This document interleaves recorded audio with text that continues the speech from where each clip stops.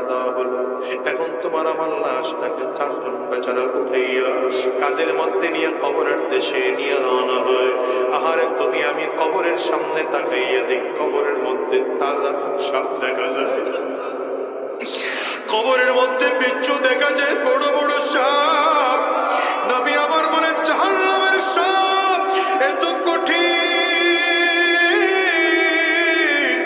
ওই সাপ যদি দুনিয়ার মধ্যে একবার হাউসি ছাড়তো, বিষের কারণে গোটা পৃথিবীর মধ্যে একটা ফসল পর্যন্ত হতো না। ওই সাপ তোমার আমার কবরের মধ্যে সে জমা হয়ে যাবে। তুমি আমি তো তাকিয়ে দেখি আর দুনিয়ার কোনো মানুষ তা দেখে না। আরে কোন দেখো তোমার আমার লাশটাকে নামানোর জন্য তিনটা লোক টপ টপ করে লাফ দিয়ে কবরের মধ্যে নেমে গেল। একজন তোমার আমার মাথায় ধরলো, একজন পায়ে ধরলো, একজন কবরের মধ্যে ধরলো, ধরাধরি করে কবরের মধ্যে আস্তে আস্তে করে নামায়। আরে কবরের মধ্যে নামাইয়া মাথার বানটা খুলে দেয়, পায়ের বানটা খুলে দেয়, কোমরের বানটা খুলে দেয়। এরপরে লাফ দিয়া কবর থেকে উঠে যায়, একটা একটা করে বাঁশ কবরের মধ্যে বিছায়।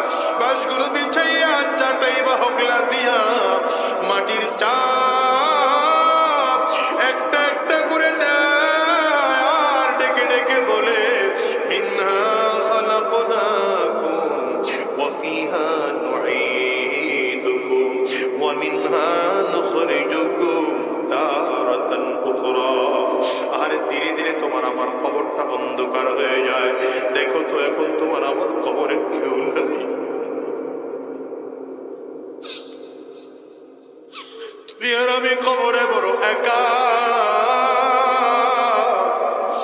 আরে ওই কবরের সাথীও নাই, সবাই তো বাসে গিয়ে বাতি জ্বালাবে, কেউ তোমার আমার কবরে বাতি দিবে না।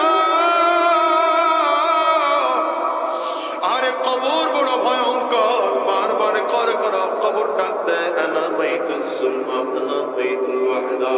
কবর ডেকে ডেকে বলে আনা বাইতুল যুলমা আনা বাইতুল ওয়াহদা। আমি বড় একাকীর ঘর, আমি বড় অন্ধকার ঘর, আমার কাছে সাথী নাই বাতি নাই, দুনিয়ার কোনো কিছুই নাই। আমি শুধু চিনি আমল, ভালো আমল করে যদি আসতে পারো কোনো আচরণ করবো। কবর